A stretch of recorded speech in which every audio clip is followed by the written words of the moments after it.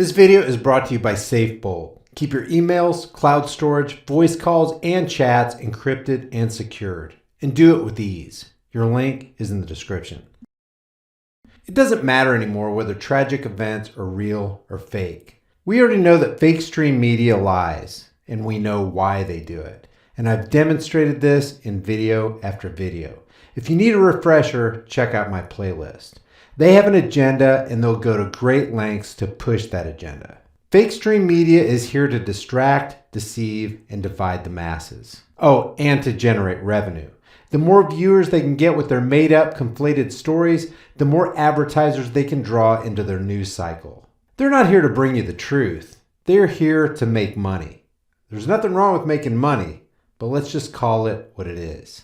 So why did they make such a big deal out of the van during the psyop of alleged MAGA bomber Caesar Sayoc? What's being pushed with this alleged synagogue shooting? It's the suppression of free speech and the increase of government powers and controls as usual. Listen carefully.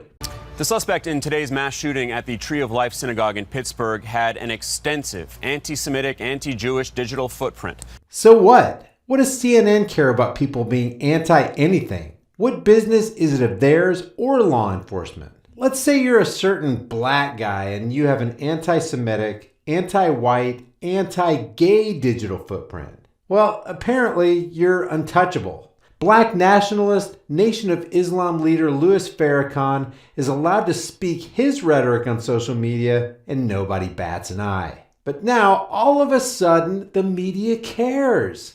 The government cares. In this clip, which was posted on October 16th and remains on Twitter to this day, Farrakhan proudly compares Jews to termites. White folk don't like Farrakhan. Some of them respect me. But those who have been our deceivers, they can't stand me. I'm not mad with you. In fact, to the members of the Jewish community that don't like me, thank you very much for putting my name all over the planet because of your fear of what we represent. I can go anywhere in the world and they've heard of Farrakhan. So when they talk about Farrakhan, call me a hater. You know what they do? Call me an anti-Semite. Stop it. I'm anti-termite. There's no Twitter ban. There's no news headline. There's no PayPal pulling support from Twitter, just like they did to Gab in the wake of the alleged Pittsburgh shooting. This article says the gunman had a history of anti-Semitic posts on the site. And Farrakhan and those like him don't? Why don't they go after Farrakhan? Why don't they go after anti-homosexual Muslims?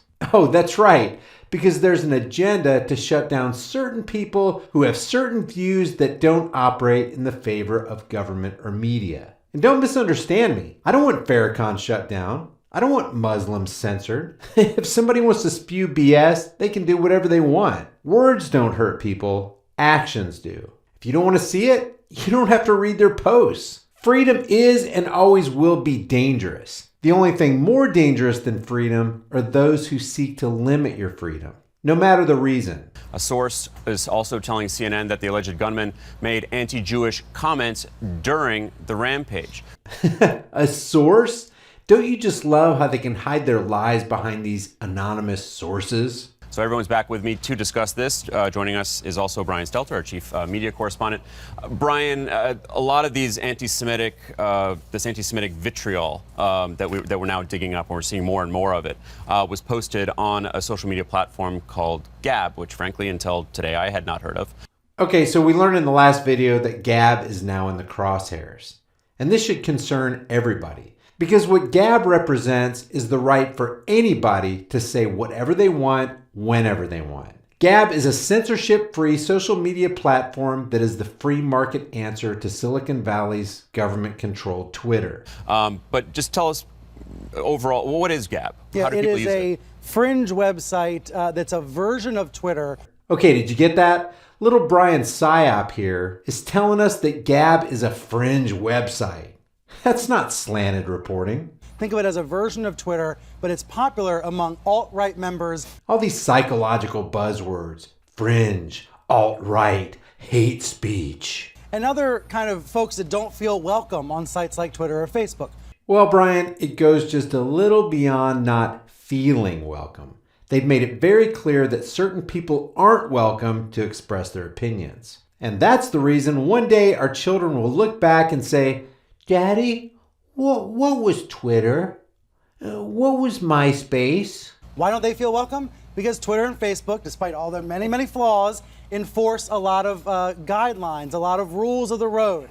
Yeah, restrictions that prohibit people from posting things like how fake news shows like CNN are. Gab's claim to fame is you can put up pretty much whatever you want, no matter how racist or ugly, and it's going to stay up on the site. Which is a very good policy if you like dangerous freedom over peaceful slavery. So this person, this individual, was using Gab to share his anti-Semitic views. Oh my gosh, that must mean that Gab is bad because bad people get on there and post bad things. We must regulate them.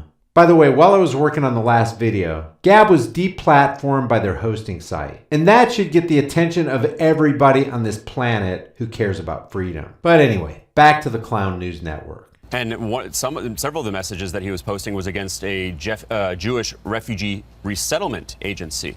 And that was his point, is that one of the points he was making is that this agency is bringing people in, Jews in, and he said, among many other things, that my people are being slaughtered. Yeah, this wonderful group, HIAS, it says, we welcome strangers, we help refugees. They've been making a big effort about this in the past few days. For you decades. think about the timing, but yes, for decades they've been doing it. The past few days, a big effort to help refugees, given this migrant caravan story. Yeah, let's just take Brian Stelter's word for it. HIAS is a wonderful group. By the way, HIAS stands for Hebrew Immigrant Aid Society. We might dive in further on this group in another video, but suffice it to say that if mainstream media is saying something is wonderful, it's probably not. Right. And some of the rhetoric you see on this suspect's social media profile, talking about invaders, talking about illegals, this is also what you hear on the far right, on talk radio. You hear about an alleged invasion that obviously is not really happening, but that's the rhetoric on the far right. Some of these issues is with this suspect and with the bomb suspect in Florida. It's about our poisoned information environment, where people who are prone to radicalization, people who are vulnerable and are reading all of this nonsense and hate speech online,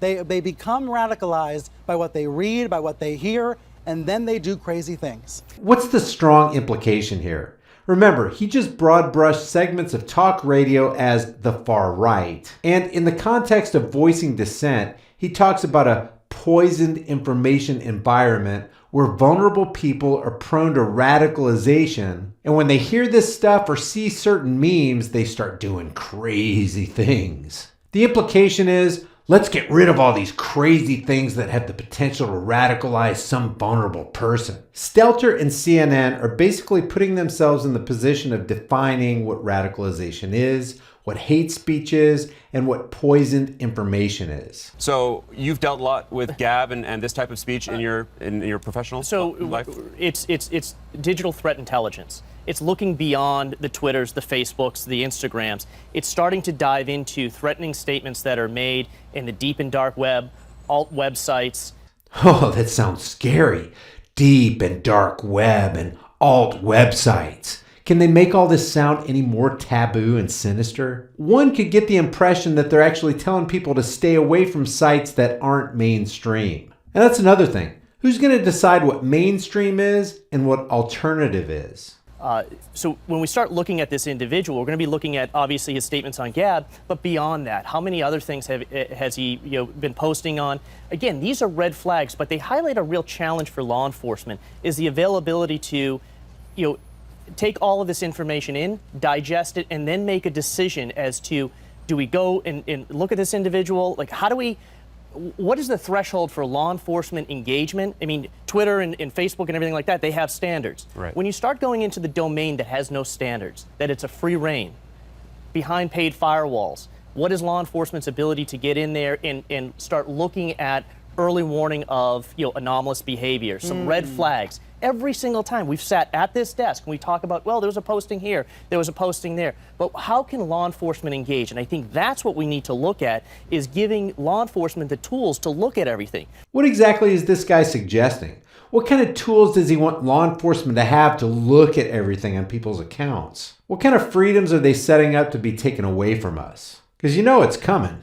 Listen, there's analytics around digital media every single day. I mean, Target can tell based upon my profile when I want to buy a blender, right? They should be able to come up with algorithms across the board, become unified to start looking at this anomalous behavior to see what is an early warning sign for behavior that has the potential to move along the continuum from just rhetoric to physical action. And just for the record, Gab says, hey. Guys, this is pre-crime language. He's suggesting that law enforcement be given the tools to create the analytics that will literally target somebody as a potential criminal for posting certain things on the internet. They're formulating a narrative that gives law enforcers the right to come into your life and take away your freedoms if they feel like you aren't measuring up to their algorithm.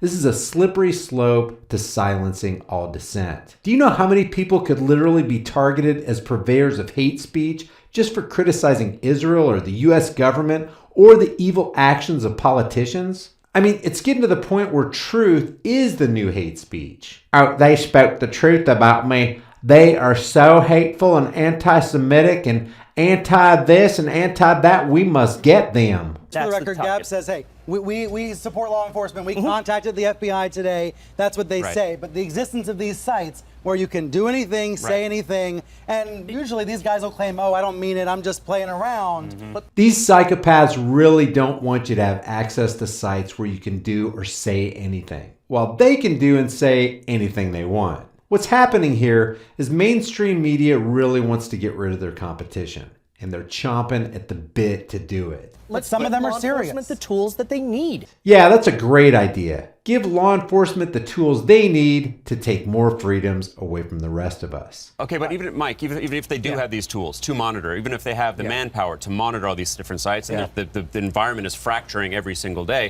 it's you can't act on that necessarily, short of an actual threat. Well, I will tell you, major police departments do have social media awareness platforms now to monitor Twitter and Facebook for a host of reasons. Gang activity, lots of things. It's important.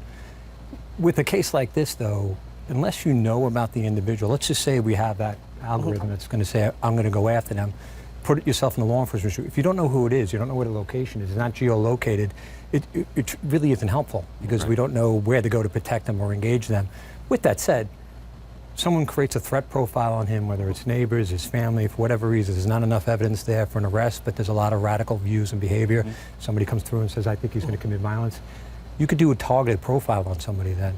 And if they say something like that, then maybe you can engage. But I will tell you, this is where civil liberties and law enforcement crash. Josh? Oh, sorry. No, please. But because if you do that to the wrong person, civil libertarians will tell you, oh, this is Big Brother.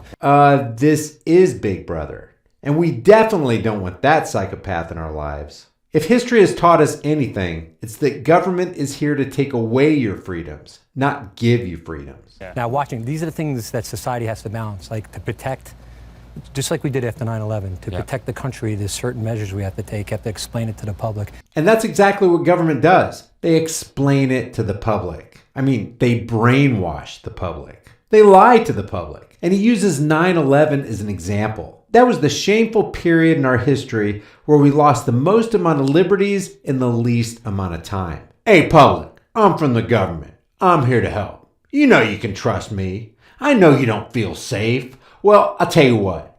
Give away some of your freedoms and we'll make sure we protect you. So from now on, before you board an airplane, we're going to relieve you of your Fourth Amendment rights, just temporarily, mind you, pat you down or radiate you. But this is for your safety. Guys, Franklin's saying is still true. Those who would give up liberty for a little temporary security deserve neither. And I think people generally agree. As long as it's not being abused, it's being monitored. Oh yeah, you can trust us. We won't abuse our power. We'll just make sure we monitor you. Everything will be fine. We're just going to take a little tiny piece of your freedom away. It'll be okay. This won't hurt a bit. But I think without question, the first responders, the people that actually have to engage these people, need that ability to do it. Let me give you one example, too, just as an example. So we've been showing the images here of the firearms, right, that the subject had on his Guns of Gab account. These are pictures of targets and the firearms. This is not evidence of crime in and of itself. This is protected First Amendment activity. This is someone who's saying, I like weapons, I'm an enthusiast, and I actually shoot pretty well. But what does it mean when this is then overlaid with some of this anti-Semitic garbage that we've seen associated with this person? Again, that goes back to the question I usually mentioned about building profiles. This taken together may be something that then moves it to another level. The question is anybody looking? You got guns? Fine. But you start talking about how you hate the government and you think we'd be better off without a uniformed gang of violent thugs oppressing the rest of us. Well, buddy, then you've crossed over into the area where we're going to start building a profile on you. What I see the connection between the two cases is the idea that on the internet you can be radicalized. The way we talk about terrorists in other countries being radicalized, Americans are being radicalized by crazy conspiracy theories, far right-wing websites, and some of these dark antisocial sites that spread memes. And how often, for how long have we been using that exact same language when we're talking about terrorism? Brian Stelter really wants to please his masters here. He's doing his part there on CNN to get rid of all those pesky YouTubers and social media independent journalists who are calling him out on their BS every single day. Guys, there's no time to relax. There's a massive war going on for individual liberties, and the internet is the tool they're foaming at the mouth to regulate. And I mean heavily regulate. And there will come a day where they will punish you because they view your voice as a dissenting voice, and they can't have that. Stay sharp, stay focused, and question everything. I'll see you guys in the next video. Guys, I don't know how much longer my channel will be around here on YouTube. Please take a minute and sign up to my email list. It's free, painless, and you'll get some cool stuff. Also, take another minute to subscribe to my decentralized, censorship-free BitChute and Steemit channels. All these links are in the description. I want you to know this. If my channel goes down, I'll still produce content for you guys through my website and through BitChute and Steemit. So make sure you stay connected through the email subscription link in the description below. Just watch the 45-second video on my website and you'll be all set. If you want to support my work on this channel, grab a shirt, snag a flashlight, or hit me up on Patreon and PayPal. I'll see you guys in the next video. Before you go, check out one of the most in-your-face, hard-hitting, conversation-starting shirt stores on the planet. Just by wearing one of these t-shirts, hoodies, tank tops, or cutoffs, and without saying a word, you can let people know that black rifles matter. You can inform the sleeping masses that fluoride is dumbing them down, that Google is a gulag-style censorship machine, that the Department of Homeland Security is merely security theater, that the NSA makes your private life their business, that the Grim Reaper supports everyone's troops, that we need to legalize freedom, that in life there are no excuses, that CNN is a communist news network, voting is the suggestion box of slaves, that 9/11 was a lie, and that all official stories should be questioned. Also, let people know we're in the middle of a full-blown sheep-volution, taxation is theft, the IRS is an immoral robbery service, cops enjoy protecting and serving the crap out of you, that the space you occupy is not a gun-free zone, and that gun-free zones are the most dangerous places on earth. Your purchase helps support more hard-hitting content on my censored channel. As of the recording of this video, I have over 90 designs. I take your requests for new designs, and I'm adding new ones every week, so check back often. The link to the store is in the description. Thank you for watching, and I'll see you guys in the next video.